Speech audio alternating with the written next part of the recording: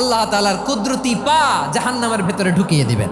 জাহান্নামের সবচাইতে হালকা আযাব হলো ওই ব্যক্তির আযাব যার পায়ে দুটো জাহান্নামের আগুনের জুতা পুড়িয়ে দেয়া হবে। ওই আগুনের উত্তাপে তার মাথার মগজগুলো ভাতের মারের মতো টপ টপ টপ টপ করে বেয়ে বেয়ে পড়বে। এইটা যদি সবচেয়ে লাইট পানিশমেন্ট হয়, সবচেয়ে হালকা পাতলা সহনীয় আযাব যদি হয়, তাহলে ভয়ঙ্কর তোমার আযাবের কি অবস্থা হবে? জাহান্নামের অবস্থা এত ভয়ঙ্কর হবে, জাহান্নামের ভেতরে লক্ষ লক্ষ কোটি কোটি কাফির মুশরিককে দেওয়ার পরেও জাহান্নাম বলবে হালমিম মাজিদ, আরো আছে নাকি, আরো দাও, আমার ক্ষুধা নিবারণ হয় নাই।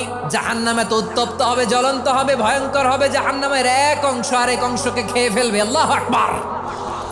জাহান্নামের রক্ষী ফেরেশতারা কি করবে তারা নিজেরাও বুঝতে পারবে না। কোনো কিছুতেই যখন জাহান্নামকে শান্ত করা যায় না, আল্লাহ তাআলা তার কুদরতি পা জাহান্নামে ঢুকিয়ে দিবেন। দেওয়ার সাথে সাথে জাহান্নাম থেকে আওয়াজ আসবে, কাত বিইজ্জাতিকা ওয়া বিকারামিকা, আল্লাহ আপনার ইজ্জতের কসম, যথেষ্ট হয়েছে, আর লাগবে না। সুবহানাল্লাহ বলেন।